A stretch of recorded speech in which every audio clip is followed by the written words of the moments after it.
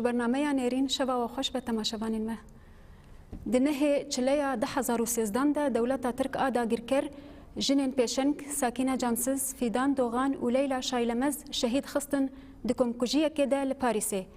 و ده پنجه چلیا 2016 ده جاره که دن لبا کوری کردستانه سه جنین شورشگر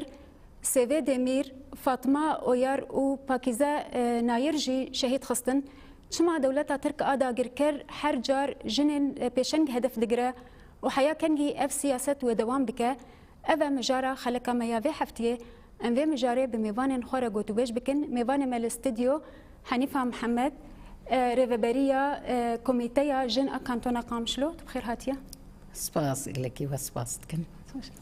والسر سكايب فضيلة محمد عندما مجلسة بيادي لأوروبا بخير هاتيا سر شاغا جالك سباس بله بريس حنيفة أم مجارة خوش جموت سبيبكن دنهي تشليا 2013 ده كومكوجية كا لباريس بيك هات جالية ميتين دولتا ترك آدا غيركرفة ده انجام ده سي جنين شورشگر شهيد كتن بيشنغا بارتيا كاركرين كردستان ساكنة جانسز ونونرا كونغرا نتوا كردستاني لباريس فيدان دوغان وعندما جوانان ليلى شايلمز چما دولتا ترك آدا گرکر هر جار جنا پیشنگ هدف تکره بله شو ام وقال لك سباس دكن راسي كو جبر مجاركي هري جرينجا كو شو ام نيزيكي سالفاغارا وانا جتين كو هاتا تي قهتو كرن وري ناس كرن يعني شو دولتا تركي دولتك كو خل سرج فاكا افاكريا يعني دولتك كو تكاري حتى بيجي دولتك يعني شوفيني دولتك خلصر جفاك افاكريا اما كو ايرو تدميزيني شماني جنيه هدف دغري كو تشاوا تبقرا ازاديه دا جني بيشنكيا شورش اكر شخوا تا وكي تا كرم كر هبلا ساكنه جانسيس كو تشاوا تصالي هشتيا دا كو تبلي رفي شورشي بو شخوا هندروي هاتا قرتن بصالاجي دي زنداني دما نوطو يكاجي زنداني دركت بس اما معنوياتي وينا خرطبونا وينا تكوشينا وينا راسيجي هري أصلا هري بلندبو هجر ساكنة جنك بو بهزارة ساكنة عجبون وبرخداني كاتكرن نفس في شورشة تبقى آزادية ده بهزارة جن تبليبونا خواجرة تكرن بيشنجي جرة تكرن ودكيلك وينا ده جد بشي رخصتني ده بشي سياسي ده جنا جهي خواجر بر سروكاتي مجال يعني باورية سروكاتي بآزادية جنيهات وشوا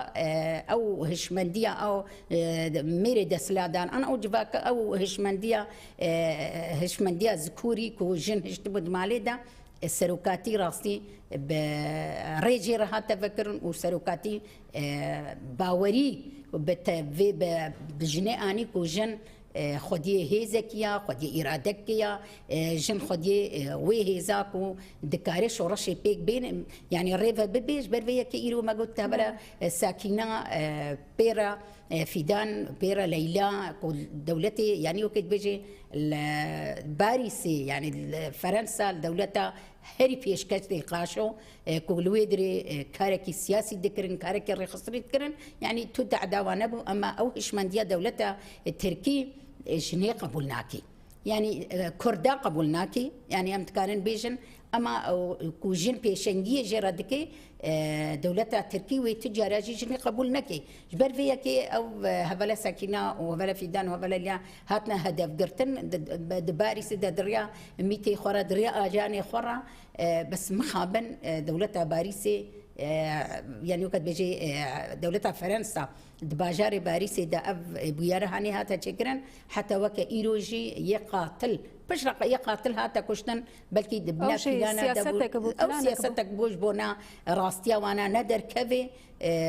هاتا كشتن اما راستيا وين حقيقتها حتى وكا ايروجي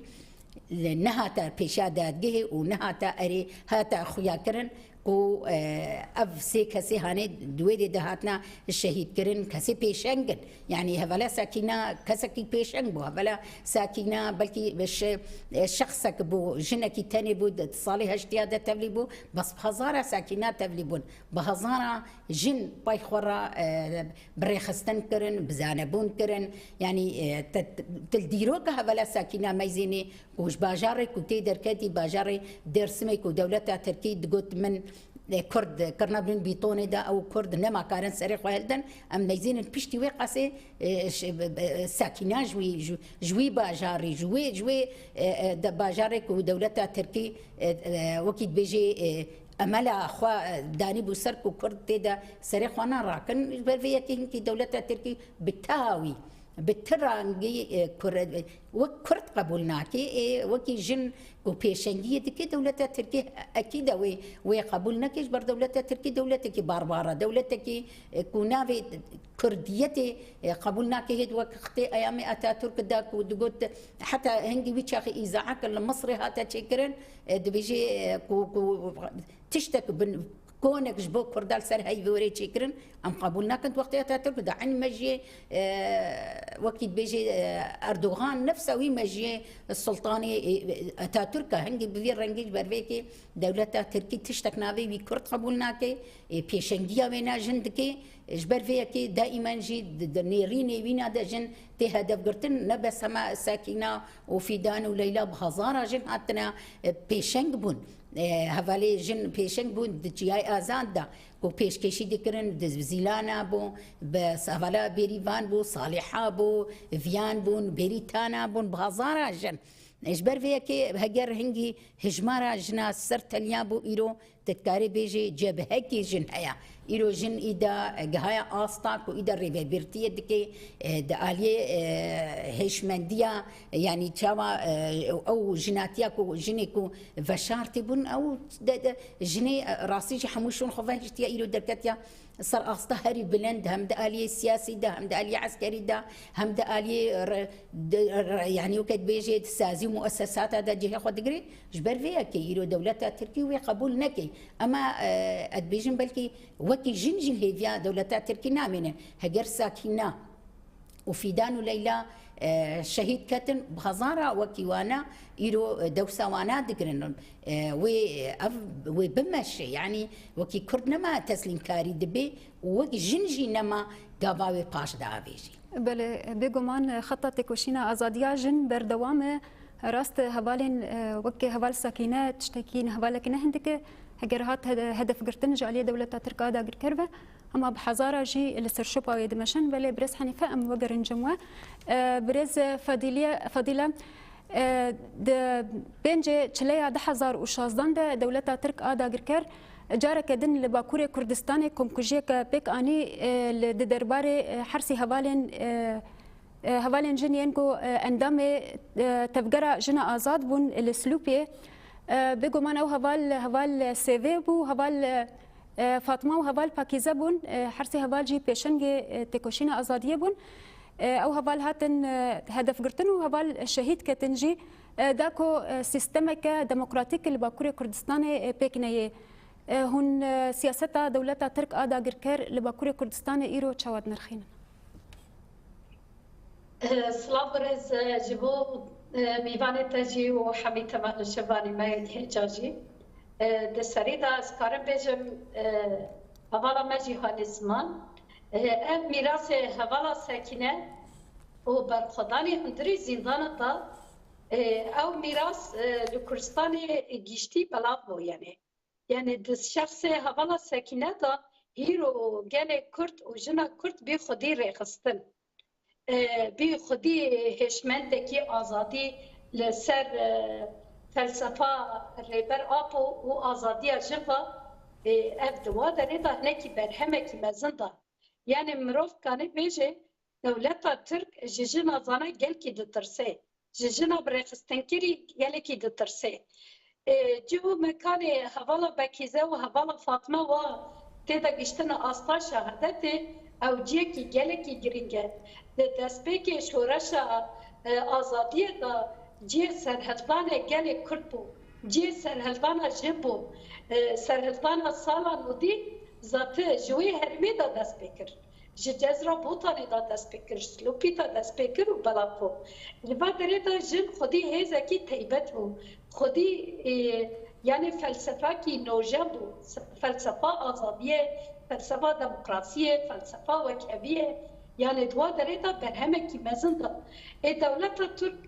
جدست بکر دیروکا خدا و حیانها اولا مجیانی زمان لسر تنکرنه گلا خدا مزراندیه و به تایبتی هیرو سر تایبتمندی وی دولت ترکیه یا هوف حیان هاجی بردام دکه یعنی تجاری نسکنیه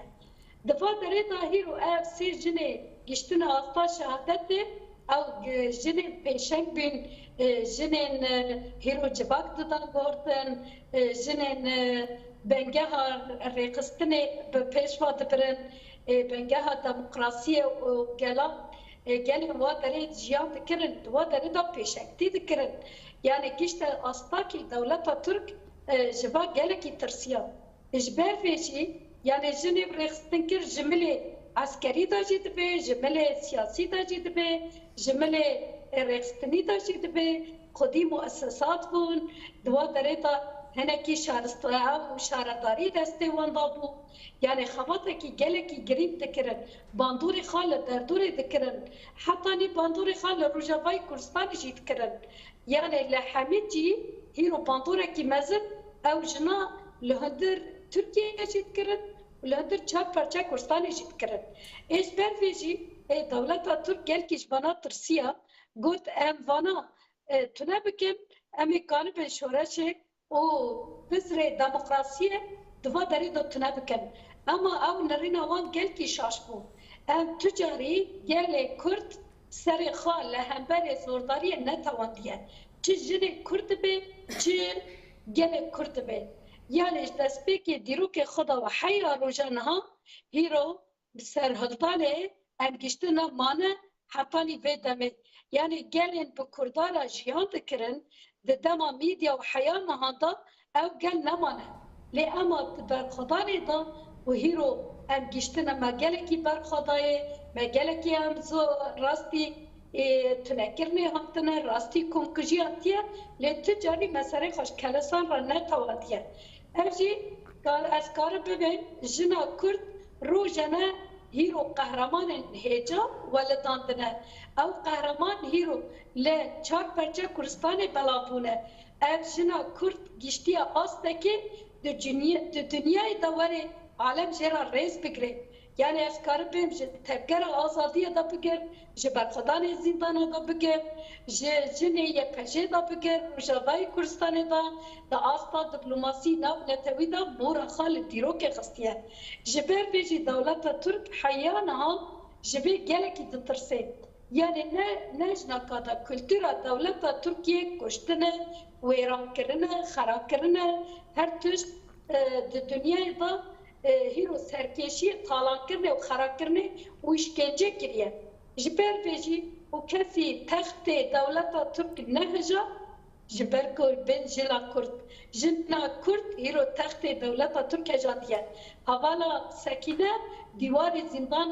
و ظلمه تقاندن جبر بیجی هیرو جنگیشت آستا که آستا هیرو سری هلده و آستا لظلمه را تجاری سری نتابینه ذهنیت دست سلافدار را سری هلده نه بس از کار ببیم لهمبر دولت ترک لهمبر ذهنیت دست سلافدار و دولت هگمونیک گشتی آستا هری جورن هیرو مورا خال دنیای خستیه و ریزگرتن جراته کرن جبر ویجی از کارم بیجم هیرو جنا کرد در رجلاتا نابیدات بی لقادن ناب نتوید بی لهندری دولت هیرو جی خواهی گریک و جی ریزگرتنی جی حرمتی جبر بیجی هیرو فکر و فلسفه ریبر آبو جن گاندیا با آسته هیرو شورش آجن لروجاوای کردستانی دنگه کی پر مزن دای و یه خودی ریبر آبو در بکویجی او جیجنه دمین هادا یعنی چقاسا چالکی مهنه چقاسا چالکی فضایی هنه چقاسا چالکی هیرو سرهدان لروجافا دبي لباكور دبي لباشور دبي لروجلات دبي لهرجي كي دبي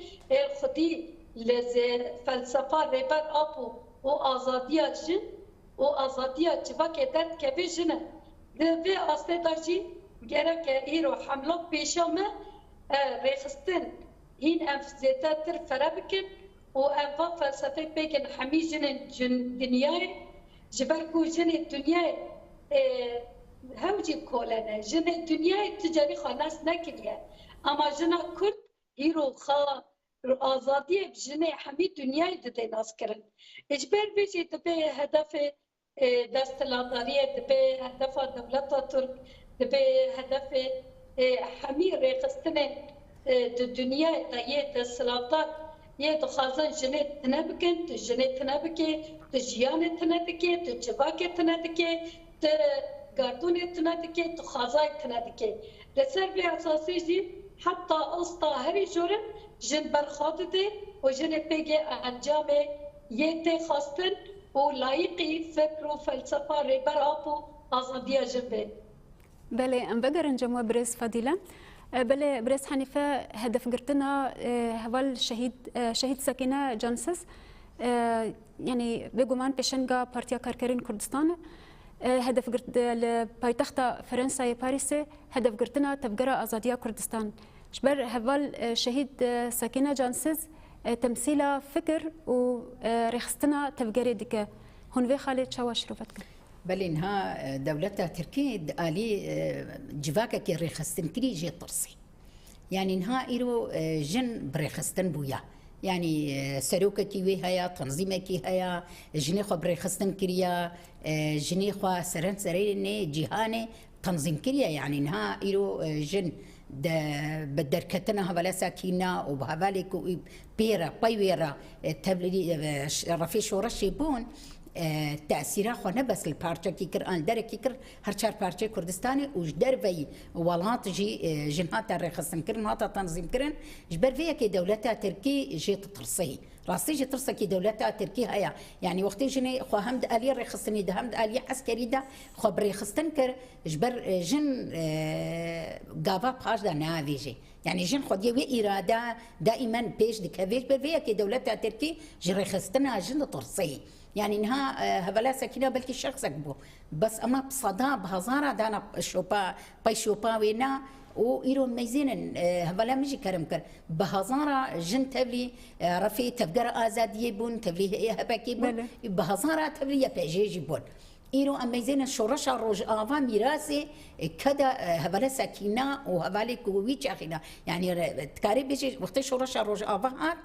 رخصتنا كابو أساسك كابو يعني وكي بنجهك جيرة أبوش لو ما جي إيرو أميزين دولتها تركينا بس الباكور كردستاني التاني دجنا هدف دقري هبلا فاطمة وباكيزا وهبلا سيفي وهبلا ساكينة وليلى وفيدان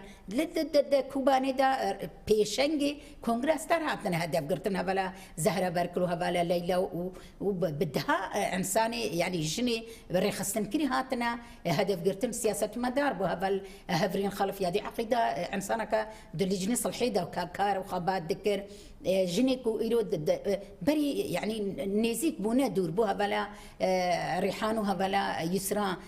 مقاطعي دكار ذكرن يعني دولتها تركي دترصيه جهيزا جني جلو ما جي إيرو جني هدف دقري بس أما ام دميزين راستيجي بلكي دلي ما تيشي تاثيرك هيا هفالي مرو جنا مرو بار دكن اما برخدان برتر دبي دا يعني جن بهتر تبلي صفي ريخستني بين دولتها تركي ترصاوينا راستيجي ابا هم وك هالوستكي بيريا كردنق هنا ما في خوا وك عين هالوستك يا يعني نهابو افشان روج الدولتها تركي سازي مؤسساتي السيفيل دروج افادا ارمج دغري ما يعني جي قوتي خلقيها جي انسانتي ده جيان دكن يعني ناقوازي اداره كي ذاتي دكيلك ويدا ام جيران يعني امنت باكر كردستان دنا ناخوازي بكي جبر فيكي يعني وكي هلوستكي وكي دولتها تركي ترسكي لسنه كرد ببنا خدي ستاتوكي خدي ما في خو يعني ما فكي خزايا جبر فيكي دولتها تركي جني هدف دقري راستي جي يعني تكاري بيجي شخوش شهادتها برا ساكنة أو 2013 بون وجوي شاقي حتى وكانها دائما بيشنجي جن هدف دقري بيشنجي جن هدف دقري شو جبر الشورشة روج آفا سروكاتي بيناسا كرب شورشة جني وراستي جني بيشنجي جيرت كر شلون ما جي ترسكي دولتها تركيا في شورشة هيا يعني جني هيا جبر جن زوبزو قابا باش دنا افيجي جن خدي باوريا جن خدي قوتنا راستي جني يعني كارك دا بيش اخوا لابد ويبكي جبر فيها كي دولتها تركي جني دا ترسي تشاوا كو دولتها تركي هندروي باكوري كردستان دا سياسة مدار برلماني حمود هندروي زندانا خستن رصيد هندروي زندانا خستنا وجندو باجاري ويران كرن هاتنا ويران كرن دولتها تركي عيني الدروج افادج في كاري دكي كسي سياسة مدار هدف دقري كسي ناقبات دنا هدف دقري كسي تاكوشيني يعني فكرت بيجي شورش قرن كسي دنا صفي يبهجي دانا وهدف دقري دولتها تركي دولتك تهاوي كردا قبولناكي راستي جي تهاوي كردا قبولناكي جبر فيها كي دولتها تركي دولتك خوين مش دولتك باربار دولتك كو للسر كسايتي سر جفاكا خو افاكريا يعني حتى تلزماني تركي دنهيري نيفي كردية نيفي عربية نيفي يونانية نيفي نزاتشوية زمانك تركاي باقش تنيا راستي جي تنيا خل سر جفاكا جبر افاكريا جبر في دولتها تركي عيني وقت كل موزي تلياخد كي هر دقيقة إيرون ميزين دالي أوكرانيا دستي فيتنام دا ميزين دالي فلسطيني دستي فيتنام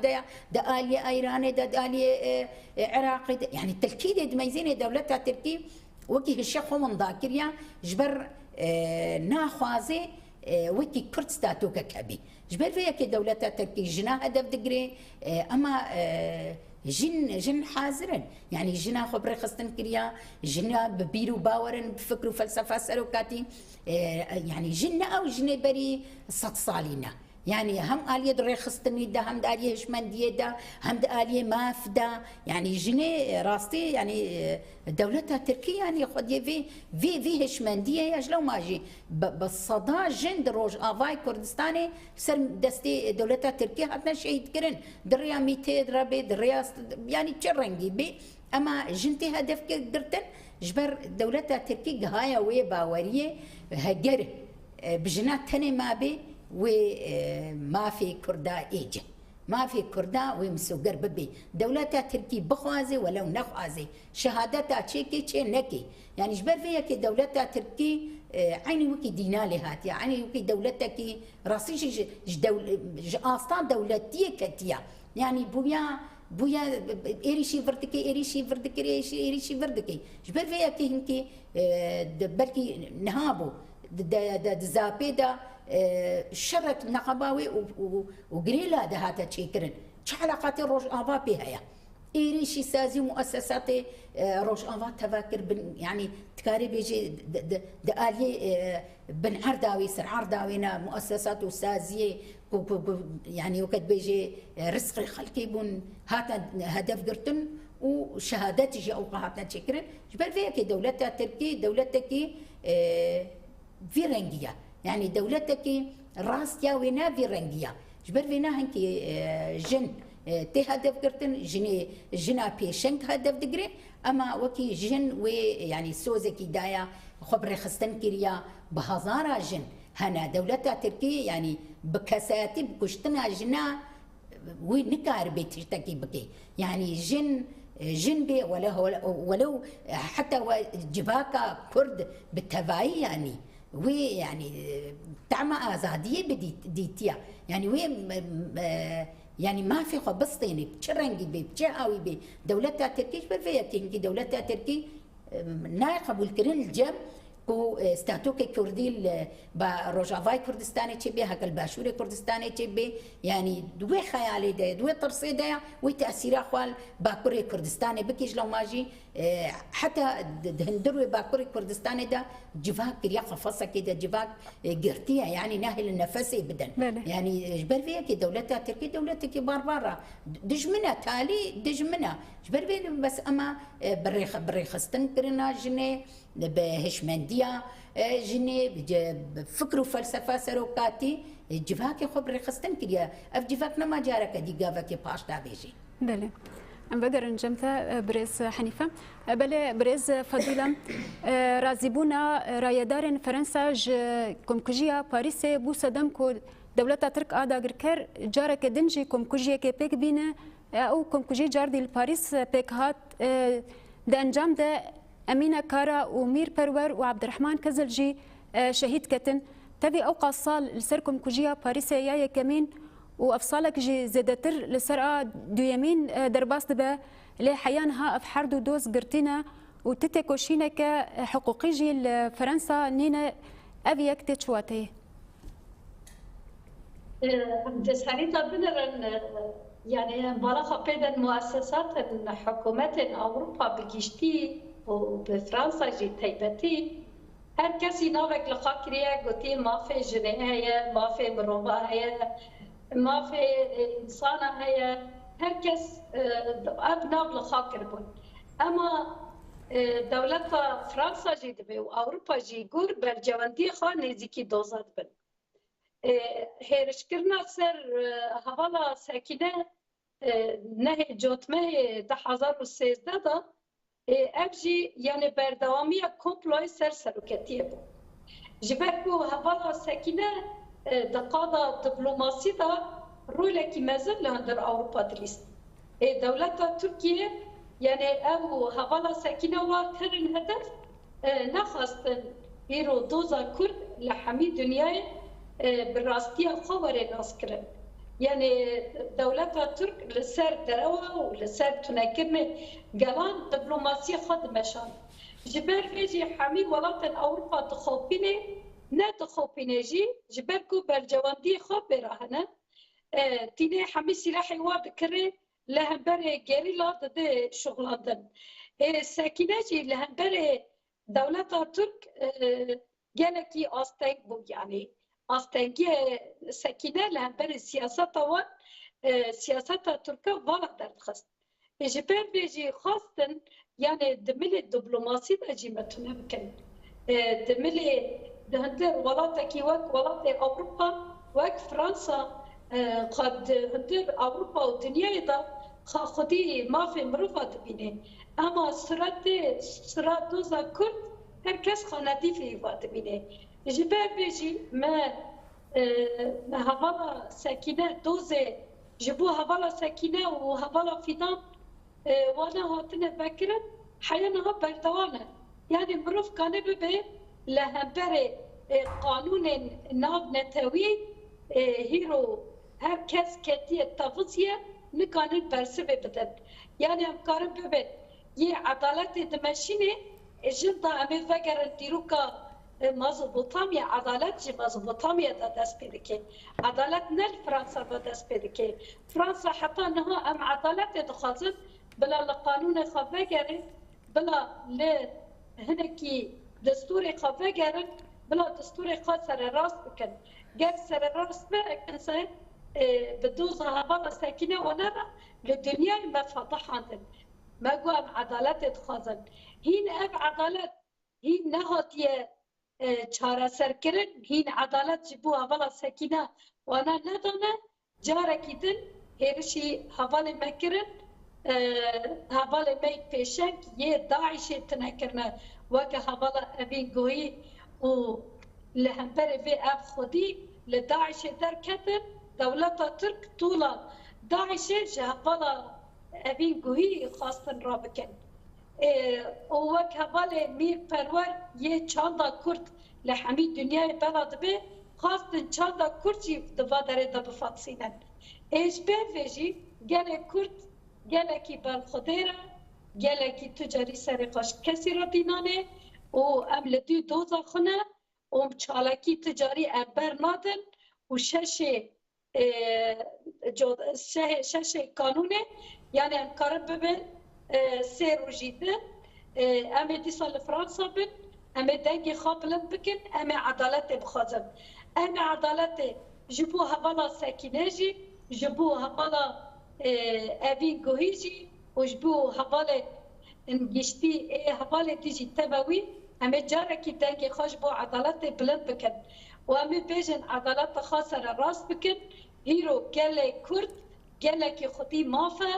گله که خودی شورشه گله که خودی هیرو پروژه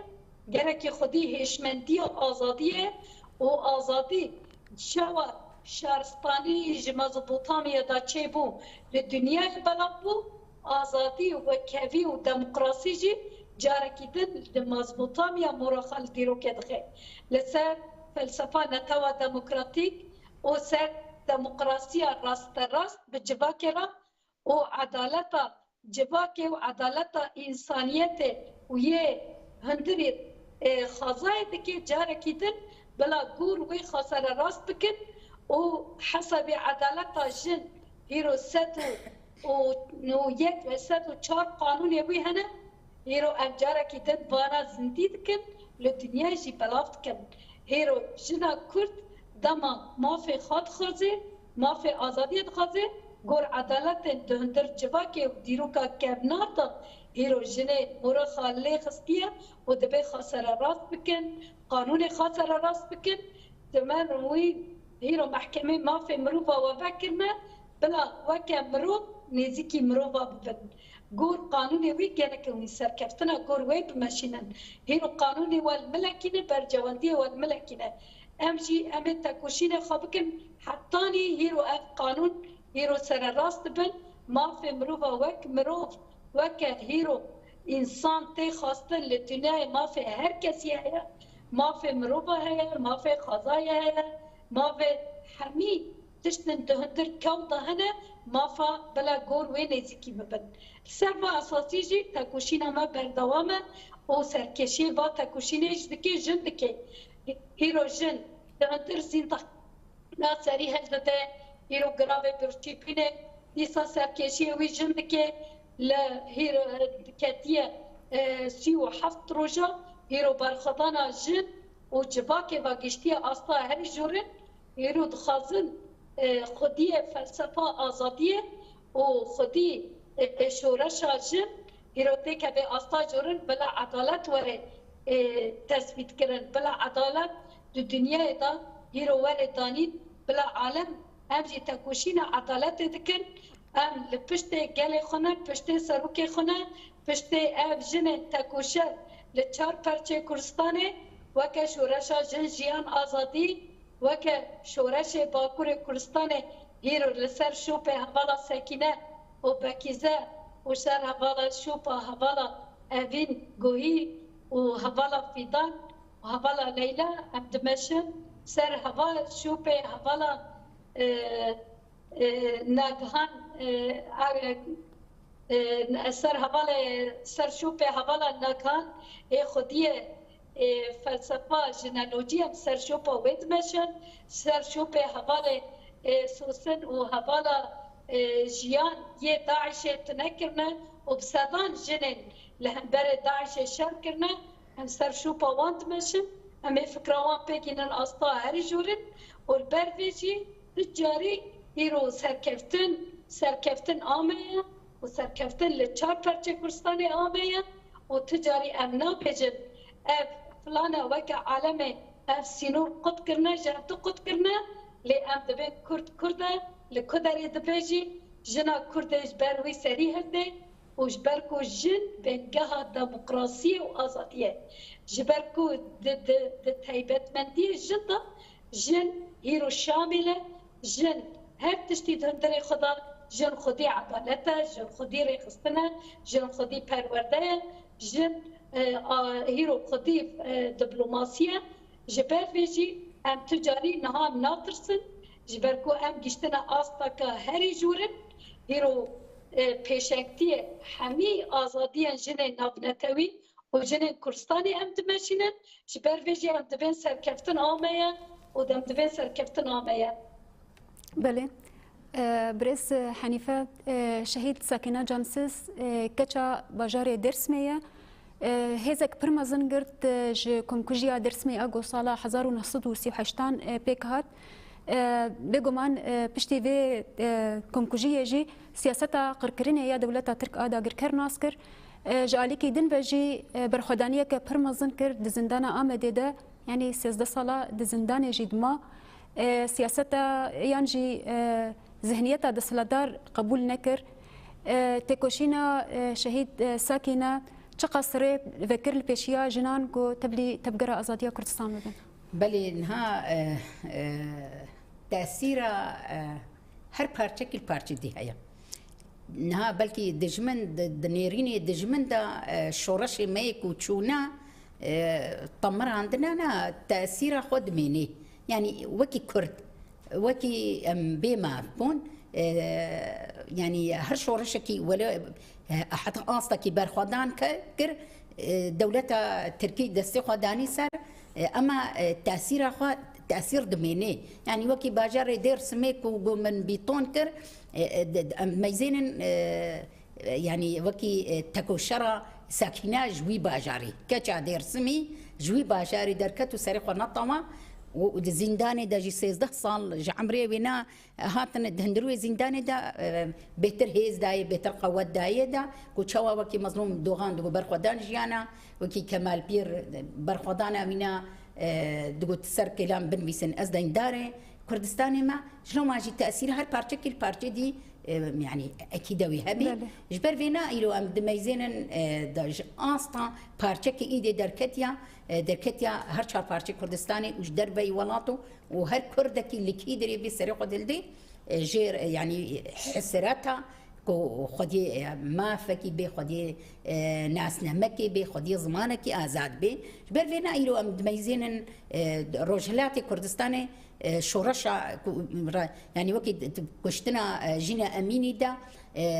سلوغانا جن جيانا ازادي يدبو سلوغانا كي عالمي يعني بلكي وكي بارتي روج انفا شورشا كي دبو نهاية كي دبو شورشا يعني وكي جن افسلو غانا هاني اما تاثير خوكر يلو تشوا روجلات كردستاني بهزارة كسا سريقو هلدا و سلوغانا جن جيانا ازادي دنگي قلدا د باكوري كردستاني دا ام دنگي ام قيره كي بدن دنگي مدكي هفدوش بر يك بارچه يعني كردستان يك بارچه هجرجم دجمن سينورك لي دايا بس اما دلي مد سينور لي نكتيا يعني بارچه بونتنا يعني باكور باشور روجلات روجابا يكي يعني كردستان ام جو كي فقه الدنيا وكفقه خلقي عالمي ام خد يعني توازن خدي ستاتوكي بن خدي زمانكي بن خدي آلكي لجور بن جبر فيها كي او هشمندية دولة تركيا باش برو قبول ناكي ناي قبول كر الجام جبر فينا راستي كوتشوا ايريشي هر دريدكي اما ايرو ميزنن ساكنه جانسيس جنك بو بهزارة جن قيتشي بون ايرو ميزنن بهزارة جند نافيا بهجدا بونا خديه هزكي بونا خديه قوتكي بونا خديه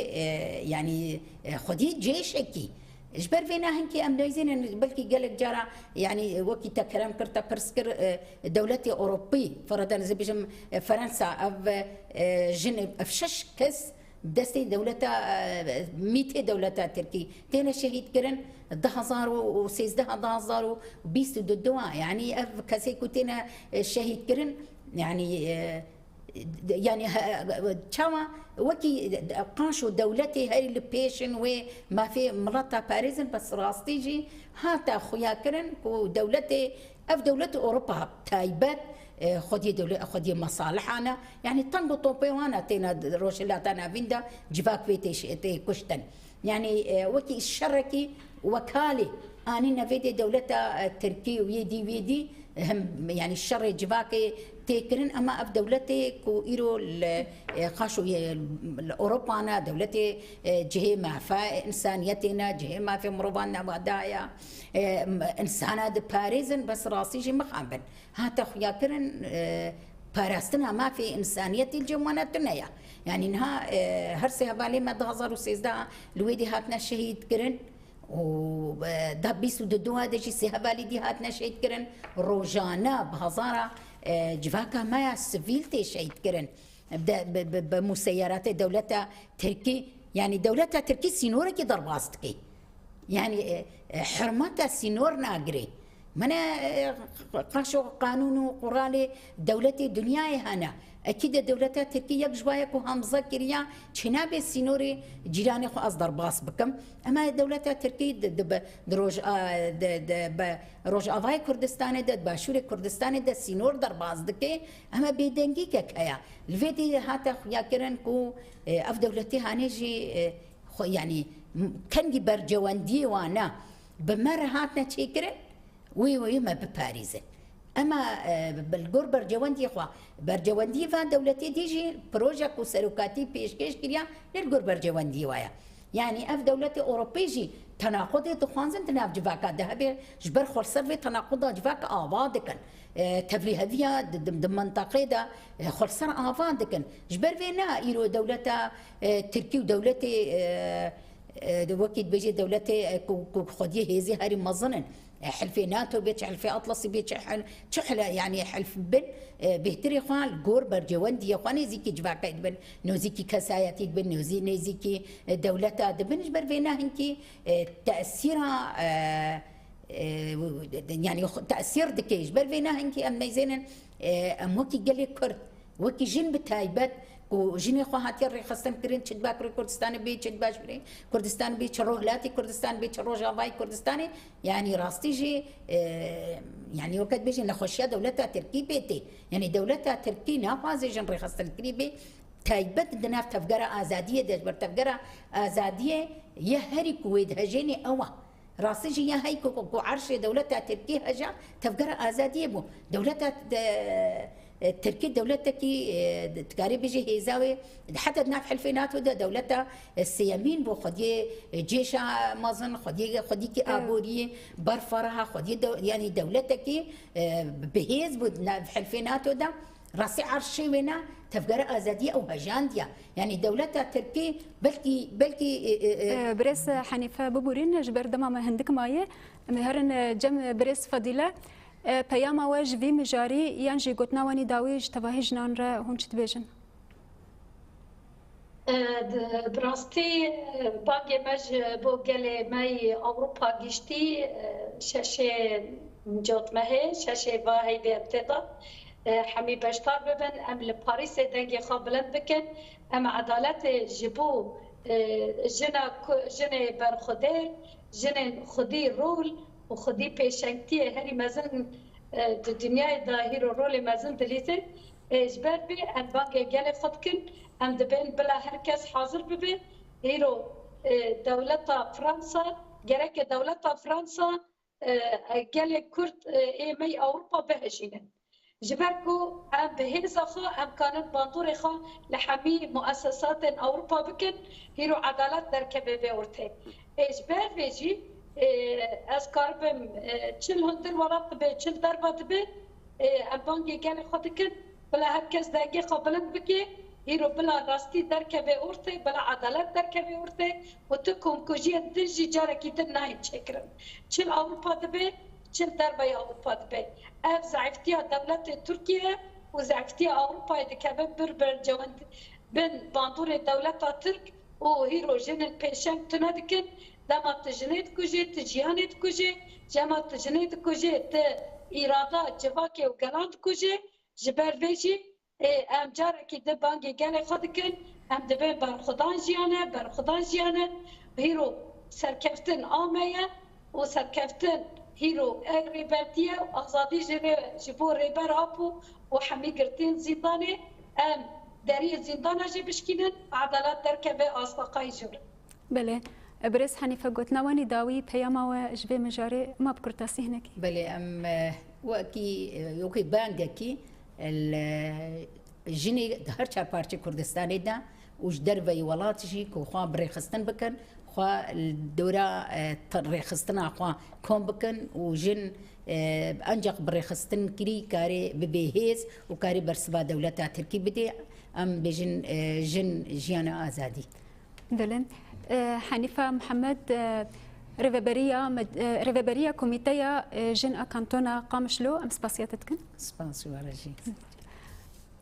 فضيلة محمد عندما مجلسها بيدي لأوروبا أم قالك سباسياتتكن؟ أم جي سباستكن كفترة خاصة. سباس خوش.